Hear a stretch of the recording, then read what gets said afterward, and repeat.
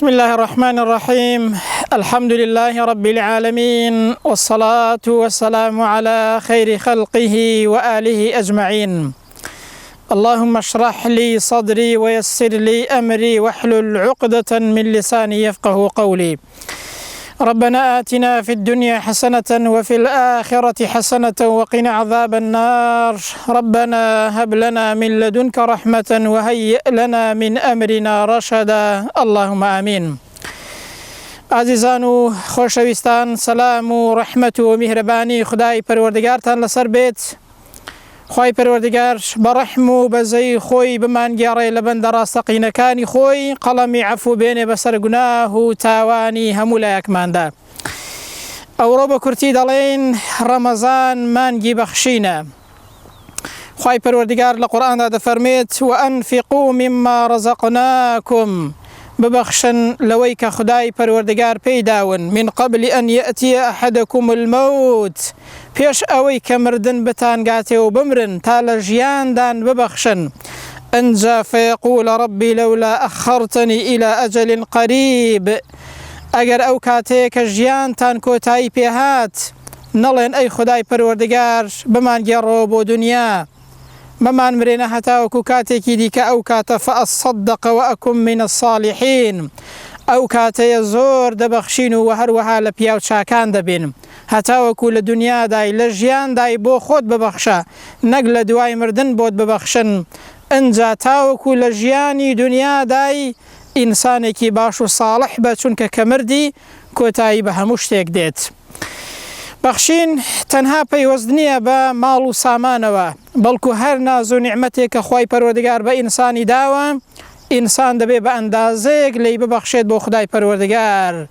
بۆچی؟ چونکە خوای پەروەردگار سەر و ماڵی لە ئینسانی موسڵمان کڕیوە، لە بەرامبەردا بەهەشتی پێداوە. ئەگەر لاشەیەکی تەندروستت هەیە، سوپاسی خوای پەروەردگار بکە و لە عیبادەتدا بەکاری بێنە و لە خزمەتکردنی دینی خدای پەروەردگاردا بەکاری بێنە. ئەگەر عیلم و زانست و زانیاریەیەکت هەیە، لی ببەخشە و لە پێناوی خوای پەروەردگاردا کۆمەلگاکەتی پێڕووناکەوە و خەڵکی بەرەو ڕێگای هیدایەت پێ ببە. ئەگەر ماڵ و سامانت پێدراوە، لە پێناوی خوای پەروەردگاردا بە ئەندازەی ئەوەی کە لە توانەتدا هەیە بیبەخشە. ئەگەر گەنجیەتیت پێدراوە و ئینسانێکی تەندروست و لەش ساغی، ئەو گەنجیەتیت بکەمایی خزمەتکردنی دینی خدای پەروەردگار. و هەر ناز و نیعمەتێکی دیکەت پێدراوە، ئەوە لە پێناوی خوای پەروەردگاردا سەرفی کە، چونکە خوای پەروەردگار سەر و ماڵی لە ئینسانی موسڵمان کڕیوە. إن الله اشترى من المؤمنين أنفسهم وأموالهم بأن لهم الجنة. خوای پەروەردگار سەر و ماڵی لێ کڕیوی، ئەی موسڵمان وەریابە، لە بەرامبەریشدا خوای گەورە بەهەشتی پڕ ڕاز و نیعمەتی خۆی پێ عەتا کردووی.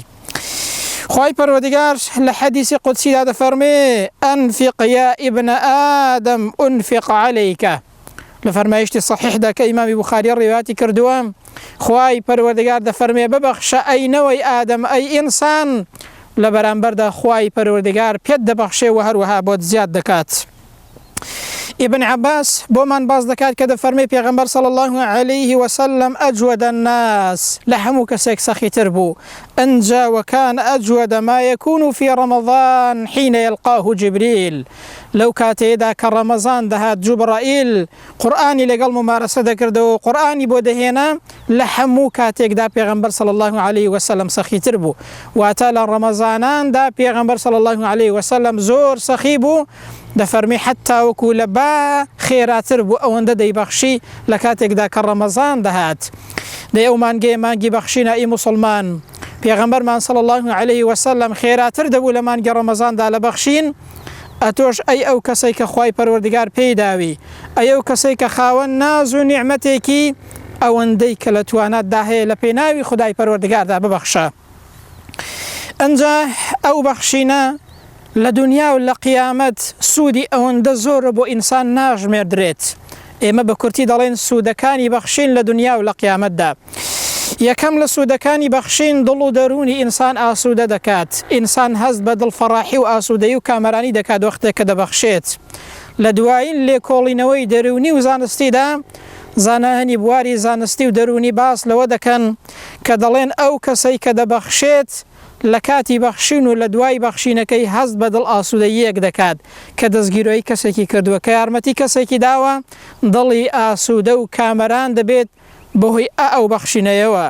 هەر کەسێکیش تاقی بکاتەوە زۆر چاک دەزانێ ئەو کاتەی کە دەبەخشێ دەستی کەسێک دەگرێت دوو قسەی خێر بۆ کەسێک دەکات، علم و زانستێک فێری خەڵک دەکات لە دڵەوە هەست بە ئاسوودەیی و کامەرانی دەکات. ئەوە زانایانی بواری دەرونی و هەروەها زانایانی بواری زانستی ئەوەمان پێ دەڵێن. دووهەم لە سوودەکانی بەخشین ئەوەیە کە گوناه و تاوان ڕەش دەکاتەوە، گوناهەکانت دەسڕێتەوە ئەی موسڵمان ناتەوێت خوای گەورە لێت خۆش بێت. دەی پێغەمبەر دەفەرمێ صلی الله عليه وسلم والصدقة تطفئ الخطيئة، خێرکردن و سەدەقە و بەخشین لە پێناوی خدای پەروەردگار هاڵە و گوناهەکان دەسڕێتەوە کەما یطفئ الماء النار، هەروەکو چۆن ئاگر ئاو کە بە ئاگریدا دەکەی ئاگرێک کە ئاوی پێدا دەکرێت دەکوژێتەوە، گوناه و تاوانەکانی ئینسانیش بەهۆی چاکەکردنەوە ئاوا دەسڕێنەوە و نامێنن. ئەنجا سێهەمیان لە سوودەکانی بەخشین ئەوەیە کە ماڵ پاک دەکاتەوە. خوای گەورە دەفەرمێ خذ من ئەموالهم صدقة تطهرهم وتزكيهم بها، ئەی پێغەمبەر صلی الله عليه وسلم لە ماڵ و سامانیان وەربگرە و لە سەدەقات و زەکاتیان لێ وەربگرە دەبێتە مایەی پاک بوونەوەیان و هەروەها تەزکیە بوونیان، هەم ماڵەکەیان پاک دەبێتەوە و هەمیش ئەو کەسانە بۆ خۆیان پاک دەبنەوە. پێغەمبەر صلی الله عليه وسلم لە فەرمایشتە صحیح داهاتووە کە شێخ ئەلبانی بە صحیحی داناوە، ڕۆژێکیان ڕووی کردە کۆمەڵی بازرگانان فەرمووی یا مەعشەرە توجار، ئەی کۆمەڵی بازرگانان، ئەو کەسانێک کە بازرگانی و کڕین و فرۆشتن دەکەن. پێغەمبەر فەرمووی إن البيع يحضره اللغو والحلف، ئەو کڕین و فرۆشتنەتان جاری وهەیە کە سوێندی تێدەکەوێت، جاری وهەیە کە قسەی لەغوی تێدەکەوێت. پێغەمبەر فەرمووی فەشوبوه بالصدقة، ئەو معاملە و کڕین و فرۆشتنەتان خێر و سەدەقەی لەگەڵ تێکەڵ بکەن لەگەڵی بکەن بۆ ئەوەی کە تێی دەکەوێت لە سوێند و لەهوو لە هەر شتێکی دیکە کە تێی دەکەوێت بەهۆی ئەوەوە بازرگانیەکەتان و ماڵەکەتان پاک دەبێتەوە. کەواتە سەدەقەکردن و خێرکردن ماڵ پاک دەکاتەوە و دڵ و دەرونی ئینسانیش پاک دەکاتەوە. چوارەم لە سوودەکانی بەخشین ئەوەیە کە بەڵاو موسیبەت لەسەر ئینسان لا دەدات، شیفایە بۆ زۆر نەخۆشی. پێغەمبەر صلی الله عليه وسلم لە فەرمایشتی صحیحدا دەفەرمێت داوو مەرضاکم بالصدقة، نەخۆشیەکانتان چارەسەر بکەن بەهۆی خێرکردن و سەدەقەکردنەوە. جا ئیبن شەقیق دەگەڕێتەوە دەفەرمێ بیستومە لە عەبدوڵڵای کوڕی مبارەک کە دەفەرمێت پیاوێک هاتۆتە لام، عەبدوڵڵای کوڕی مبارەک دەڵێت پیاوێک هاتە لام گوتی قوربان ماوەی 7 ساڵە برینێک لە چۆکمدا پەیدا بووە، هەرچی دکتۆر هەیە کردومە کەچی چاک نابم، ئەو برینەیەم چاک نابێت، ئامۆژگاریەکم بکە، شتێکم پێ بڵێ بەڵکو خدای پەروەردگار شیفام بدات. دەفەرمێ عەبدوڵڵای کوڕی مبارەک پێی دەڵێت بڕۆ لە شوێنێک کە سەر ڕێگای خەڵکە بیرێک لێ بدە، بیرێکی ئاو بۆ ئەوەی کە خەڵک لێی بەهرەمەند بێت بەشکو خدای پەروەردگار شیفات بدات. دەفەرمێ لە دواییدا ئەو پیاوە ئامۆژگاری عەبدوڵڵای کوڕی مبارەک جێبەجێ دەکات، خوای پەروەردگار شیفای نەخۆشیەکەی دەدات. سیر نییە بەڕێزان، چونکە هەموو شتێک لەلایەن خدای پەروەردگارەوەیە. ئەو خوای پەروەردگاری کە نەخۆشی دێنێت شیفاش هەر لەلای ئەوە. زۆر جاران نەخۆشیەکەت توش دەکات بۆ ئەوەی کە ببەخشی ئەنجا چاک دەبیەوە، گوناهەکانیشت پاک دەبنەوە، ماڵەکەش دەبەخشی، کەسێکی فەقیر و هەژاریش ئیستیفادە دەکات. ئەنجا پیاوێک بەسەرهاتی خۆی دەگەڕێتەوە دەڵێت نەخۆشیەکم توش بوو، هەرچی دکتۆر هەیە کردم بۆ ئەوەی کە چاک ببمەوە، چاک نەبوومەوە. دوای چوون بۆ دەرەوەی وڵات، دکتۆرێک گوتی دەبێ عملیات بکرێت، بەڵام عملیاتەکەشت لە 120 ئەمەلی دەرچوونت هەیە، ئەمەلی دەرچوونت زۆر کەمە، نەخۆشیەکەت قورسە. بۆی ئەو پیاوە دەڵێ گوتم با بسمەوە وڵاتی خۆم وەسێتێک بکەم و ماڵ و منداڵم ببینمەوە، دوایی دێمەوە بڕیار لەسەر نەشتەرگەریەکەی دەدەم. دەفەرمێ کاتێک کە هاتمەوە ڕۆژێکیان بەلای قەسابێکدا چووم بۆ ئەوەی کە هەندێک گۆشت بۆ ماڵ و منداڵم بکڕم و بیبەمەوە. دەفەرمێ لەو کاتێدا ئافرەتێک هات بە قەسابەکەی وت ئایا ئێسقانەکانت بۆ داناوم؟ ئەو پیاوە دەڵێ زۆر پێم سەیر بوو، لە ئافرەتەکەم پرسی جا تۆ ئێسقانت بۆ چییە؟ خۆ خەڵک گۆشت دەکڕێت. دەڵێ گوتی وەڵی چت بۆ بگەڕمەوە چەند منداڵێکی هەتیوم هەنا دەسەڵاتیشم نییە کە گۆشت بکڕم هەندێک جار ئاوا ئێسقانیان بۆ دەکڕم لە جیاتی گۆشت لەگەڵ چێشت و ئەوانە تێکەڵی دەکەم توانای کڕینی گۆشتمان نییە. بۆی ئەو پیاوە دەڵێ هەر لەوێ پارەی 30 ڕۆژ 1 مانگمدا بەو قەسابەیە کە گوتم هەموو ڕۆژێک کە هات گۆشت بدە بەو ئافرەتەیە، بەڵام دەڵێ پێم ود نەخۆشیەکی ئاواشم هەیە لە ماڵەوە لەگەڵ منداڵەکانتان دوعام بۆ بکەن بەشک و خدای پەروەردگار شیفام بدات. دەفەرمێ کە چوومەوە دواتر ڕۆژ بە ڕۆژ هەستم بە چاکبوونەوەی زیاتر دەکرد. لە دوای ئەوەی کە بڕیارمدا بسمەوە بۆ عملیاتەکەی بکەم چوومەوە بەلای دکتۆرەکەی کاتێک کە فەحسیان بۆ کردم گوتیان بەخوا ئەتۆ نەخۆشیەکەت نەماوە دیارە نەشتەرگەرێکت کردووە یاخود شتێک هەیە نەخۆشیەکەت نەماوە. دەڵێ گوتم وەڵی نەخۆشیەکەم هیچ شتێکم بەکار نەهێناوە نەشتەرگەریشم بۆ نەکراوە تەنها ئەوەیە خێرێکی ئاوام کردووە و دوعاان بۆ کردم ئەگەر ئەوە بێ ئەگەر نایکی کەم نەکردووە. دەڵێ دکتۆرەکە وتی بەخوا من مسلمان نیم بەڵام دەزانم کە خێرکردن و بەخشین ئاوا کاریگەری لەسەر چاکبوونەوە هەیە. بۆیە ئەو پیاوە دەڵێ لە نەتیجەی ئەوەی کە خێرم کرد خدای پەروەردگار بەو شێوازەیە شیفایدام. سیر نییە بەڕێزان دەیان نمونەی دیکەمان هەیە کە پێغەمبەر دەفەرمێ دا و مەرزاکم بالصەدەقە نەخۆشیەکانتان بەهۆی خێرکردنەوە چارەسەرکەن چەندین کەس بەهۆی سەدەقات و بەهۆی خێرکردنەوە خدای پەروەردگار شیفای بۆ ناردووە. ئەنجا پێنجەم وەختێک کە ئینسان دەبەخشێت خوای پەروەردگار پاداشتەکەی چەند قات دەکاتەوە. خوای گەورە نمونەمان بۆ دێنێتەوە مثل الذين ينفقون أموالهم في سبيل الله كمثل حبة نمونەی ئەو کەسانەی کە دەبەخشن لە پێناوی خدای پەروەردگار وەکو دەنکە گەنمێک دەنکە تۆوێک وایە کە ئینسان یەک دەنک دەچێنێت بەڵام لە بەرامبەردا ئەنبەتت 7 سەنابل لە بەرامبەردا ئەو دەنکەیە 7 گوڵ دەردەکات في كل سنبلة 100 حبة لە هەر گوڵێکیشدا 100 دەنکی تێدایە واتە ئەو یەک دەنکە کە ئینسان دەیچێنێت لە تۆ و لە گەنم و لە جە و لە هەشتێکی دیکە 7 گوڵ دەدات هەر یەکەشی 100 دانەی تێدایە واتە خوای گەورە پاداشتی ئەو کەسەی کە دەبەخشێ یەک بە 700 دەیداتەوە واتە پاداشتەکەت بۆ زیاد دەکات. والله يضاعف لمن يشاء خوای گەورە زیاد دەکات لە 700 زیاتریش بۆ هەر کەسێک کە بیەوێت بۆ هەر کەسێک کە شیاو بێت بۆ هەر کەسێک کە دڵ و دەرونی پاک بێت ئیخلاسێتی هەبێت لە کاتی بەخشینەکەیدا یەک بە 700یش خوای گەورە پاداشتی ئەو کەسانە زیاتر دەکات. خوای گەورە دەفەرمێ والحەسەنەة بعشر أمثالها کاکە چاکە یەک بەدەیە جاری وهەیە یەک بە 7 جاری وهەیە یەک بە 700 بگرە زۆر زیاتریشە خدای پەروەردگار ئەو کەسەی کە دەبەخشێت پاداشتەکەی چەند قات دەکاتەوە. سیر نییە بەڕێزان بۆ ئەوەی کە ئینسان ببەخشێت خوای پەروەردگار هانمان دەدات لەسەر بەخشین پاداشتەکەت چەند قات دەکاتەوە. ئەتۆ 1 دینار دەبەخشی بەڵام خوای پەروەردگار بە 700 دینار پاداشت دەداتەوە. با نمونەیەک باسکەین کە محەممەد عەبدولعاتی بوحەیری لە یەکێک لە کتێبەکانی خۆیدا باسی کردووە لە کتێبی الهدايا الربانية في الدروس الرمضانية لە بەرگی یەکەم لە لاپەڕە 201دا بەسەرهاتێکمان بۆ باز دەکات کە زۆر جێگای هەڵوێستە و دەرس و پند لێوەرگرتنە. دەفەرمێت ڕۆژێکیان فاتیمەی کچی پێغەمبەری صلی الله عليه وسلم خێزانی ئیمامی عەلی نەخۆش دەکەوێت. جا ئیمامی عەلی پێی دەفەرمێت ئەی فاتیمە حەزت لە چییە؟ دەڵێ وەڵا حەزم لە هەنارە ئەگەر هەبێت هەنار بخۆم حەزم لە هەنارێکە.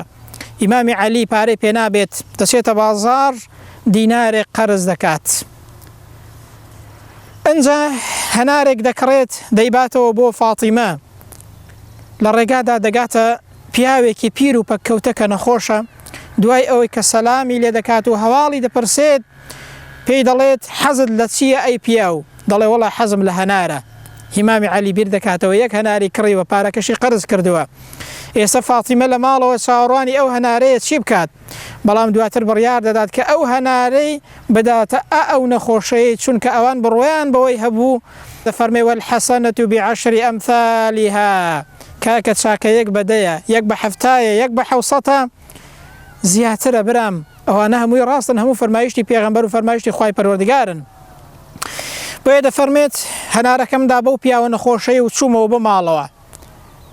جا کاتێک کە چوومەوە ئیمامی عەلی دەفەرمێت زۆر داما بووم خەفەتبار بووم ناڕەحەت بووم کاتێک کە فاتیمە لێی پرسیم گوتم بەخوا دەنگ و باس و حاڵ و بەسەرهاتەکەی ئا بۆ شێوازەی بووە دەفەرمێ فاتیمە گوتی خەفەتبار مەبە سوێن بەخوای لەو کاتێک کە تۆ ئەو هەنارت داوە بەو پیاوە نەخۆشەی ئەمن ئیشتیها و حەزی خواردنی هەنارم نەماوە. ئەنجا دەفەرمێ تۆزێک ڕاوەستام پیاوێک لە دەرگایدا دەفەرمێ گوتم کێیە؟ گوتی سەلمانی فارسیم دەرگاکە بکەوە. دەفەرمێ کاتێک کە دەرگایەکەم کردەوە سینیەک یاخود شتێکی پێبوو نۆ هەناری لەسەر بوو گوتی دایە دەست ئیمامی عەلی. ئیمامی عەلی فەرمووی ئەوە چییە؟ فەرمووی ئەوە هەدیەیەکە لە خودای پەروەردگارەوە لە پەروەردگاریشەوە بۆ پێغەمبەر لە پێغەمبەریشەوە بۆ تۆ هاتووە صلی الله عليه وسلم. کاتێک کە ئیمامی عەلی تەماشا دەکات جا تەماشای ئیمان و فیراست و بەهێزی و قووەتی ئیمانی ئەو کەسانە بکە. تەماشای متمانەیان بەخوای پەروەردگار چەند بەهێز بووە. دەفەرمێت کاتێک کە بینی ئیمامی عەلی نۆ هەنارە ئەویش یەکی بەخشیوە والحەسەنەة بعشر ئەمثالها کاکە چاکە یەک بەدەیە. دەفەرمێ ئیمامی عەلی فەرمووی سوێن بەخوای پەروەردگار مادام ئەوە لەلایەن خوای گەورەوەیە و لەلایەن پێغەمبەرەوەیە صلی الله عليه وسلم دەبێت لە زیاتی ئەوەی کە نۆ بێت دەدا نەبێت چاکە یەک بەدەیە. لەو کاتێدا سەلمانی فارسی دەستی کرد بە گیرفان و هەنارەکەی دیکەشی دەرهینا و لەسەر سینیەکە بۆی دانا. ئەنجا گوتی بەڕاستی ویستم ئیمانی تۆ تاقی بکەمەوە ئەگەر نە هەنارەکان لە ئەسڵدا دەدانە بوون بەڵام ویستم ئیمانت تاقی بکەمەوە تاخوا تا چەندە هەست بەوە دەکەی.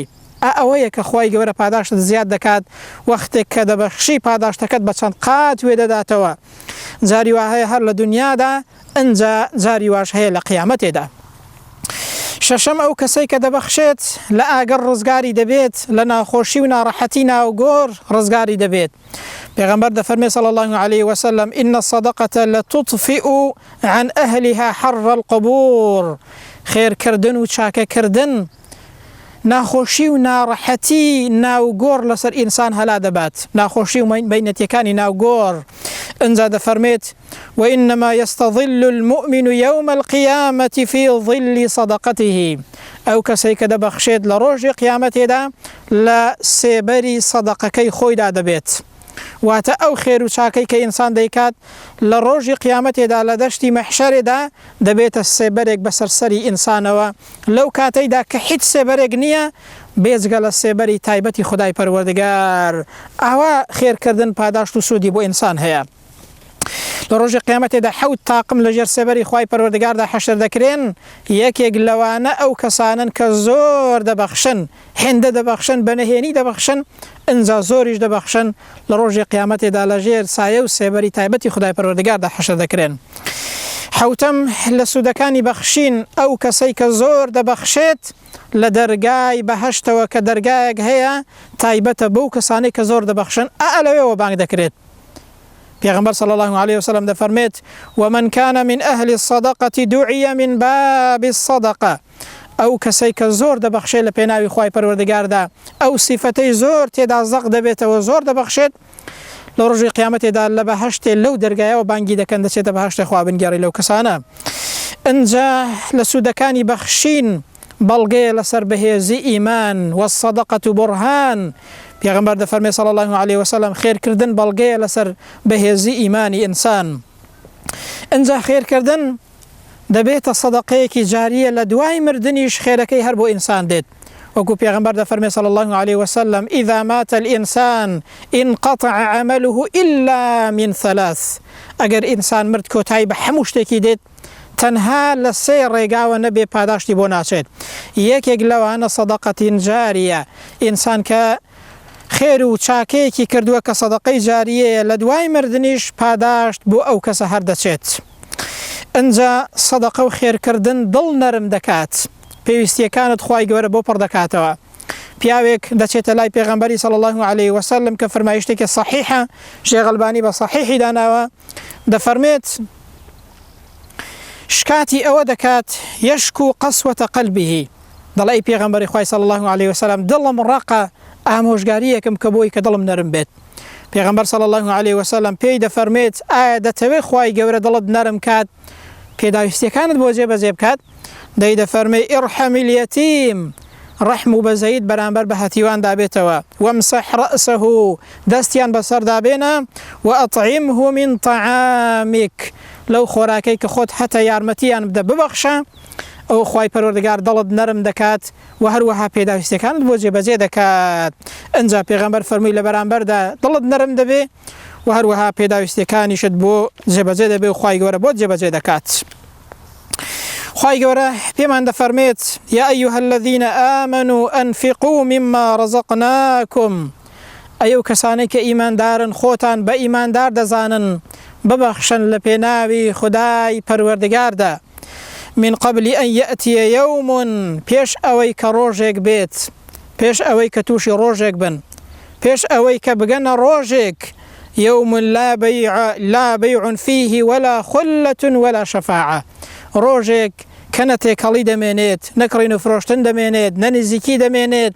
نەتکاکردن و شەفاعەتکردن دەمێنێت کە ڕۆژی قیامەتە پێش ئەوەی کە بگەنە ئەو ڕۆژە خوای گەورە ئامۆژگاریمان دەکات دەفەرمێ ئەی موسڵمانان ببەخشن لە پێناوی خدای پەروەردگاردا پێش ئەوەی کە ئەو ڕۆژەتان بگاتێ و بگەنە ئەو ڕۆژەی کەواتە ئەو مانگەیە دەرفەتە بەڕێزان بۆ ئەوەی کە ئینسان ئەوەی کە لە دەستی دێ لە پێناوی خوای پەروەردگاردا بیبەخشێت پێغەمبەر صلی الله عليه وسلم لەو مانگەیەدا زۆر دەیبەخشی لەو مانگەیەدا زیاتر وەکو با چەندە خێرایە پێغەمبەر صلی الله عليه وسلم خێراتر بوو لە بەخشین کەواتە ئەو کەسەی کە خوای پەروەردگار ماڵ و سامانی پێداوی خوای پەروەردگار دەروی خێری لێ کردویتەوە ئەتۆش لەو مانگەیەدا دەرگای خێر و چاکە و حەسەنات و سەدەقاتت دواڵاکە بۆ فەقیر و هەژاران خوای پەروەردگار پاداشت بە چەند قات دەداتەوە خوای پەروەردگار دڵت نەرم دەکات پێداویستەکانت بۆ جێبەجێ دەکات ئەنجا بەڵام موسیبەتت لەسەر هەلا دەچێت ماڵەکەت پاک دەبێتەوە ئەنجا خوای گەورە ئەو ماڵەیەشت بەرەکەت دار دەکات ئەو کەسەی کە خوای پەروەردگار ماڵ و سامانی پێداوی دەرفەتە لەو مانگەیەدا ببەخشە ئەنجا پێغەمبەر صلی الله عليه وسلم لە فەرمایشتێکدا کە فەرمایشتێکی صحیحە دەفەرمێت إن في الجنة غرفا يرى ظاهرها من باطنها وباطنها من ظاهرها الله أكبر دەفەرمێت لە بەهەشتێدا ژوورێک هەیە کۆشکێک هەیە لەناو ئەو بەهەشتەیەدا ماڵێک غورفەیەکی خۆش دەفەرمێت کە لە ژوورەوە تەماشای دەرەوە دەکەی هەمووی دیارە کە لە دەرەوە تەماشای ژوورەوە دەکەی هەمووی دیارە واتە هەمووی جام و لا یاقوت و مرواریە ئەوەندە خۆشە فەرموویانەی پێغەمبەری خوای صلی الله عليه وسلم ئەو کۆشکە خۆش و ئەو ناز و نیعمەتە بۆ کێیە پێغەمبەر صلی الله عليه وسلم فەرمووی لمن أطعم الطعام بۆ ئەو کەسەیە کە خۆراک دەدا بە خەڵک بۆ ئەو کەسەیە کە دەبەخشێ لە پێناوی خوای پەروەردگاردا ئەو ناز و نیعمەتە ئەو بەهەشتە ئەو قەسرە خۆشە بۆ کێیە پێغەمبەر فەرمووی بۆ ئەو کەسەیە کە دەبەخشێت و ئەفشە سەلام دووهەمیان بۆ ئەو کەسەیە کە سەلام لە خەڵک دەکات سێمیان بۆ ئەو کەسەیە کە لە شەودا نوێژ دەکات لە کاتێکدا کە خەڵک خەوتووە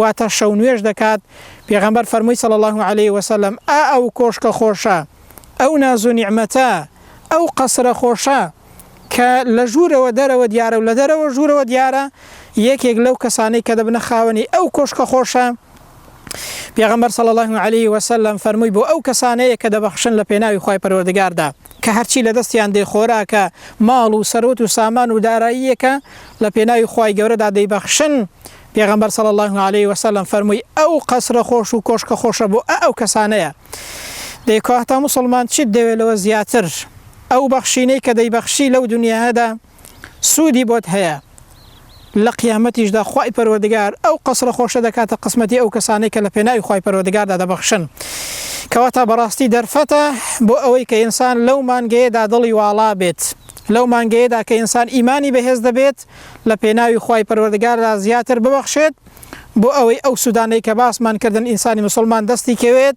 بەڕاستی مانگی بەخشینە و مانگی سەدەقە و خێرکردنە ئەنجا لەو مانگەیەدا پاداشتەکان زیاتر و چەند قات دەبنەوە خوای پەروەردگار بە لوتف و کەڕەمی خۆی ماڵ و سەروەتی و سامانی هەر کەسێک بەرەکەتدارکە کە خوای گەورە پێیداوە و دڵی ئاسوودە و فەڕاح و واڵا بکات بۆ ئەوەی کە لەو مانگەیەدا زیاتر دەرگای ڕەحمەت و سەدەقە و بەخشین لە مسلمانان و لە فەقیر و هەژاران بکاتەوە خوای پەروەردگار بە لوتف و کەڕەمی خۆی قەڵەمی عەفو بێنی بەسەر گوناه و تاوانی هەموو لایەکماندا و عاقبة خير دنيا وقيامة من كات آمين. وصلى الله على سيدنا محمد وعلى آله وصحبه أجمعين.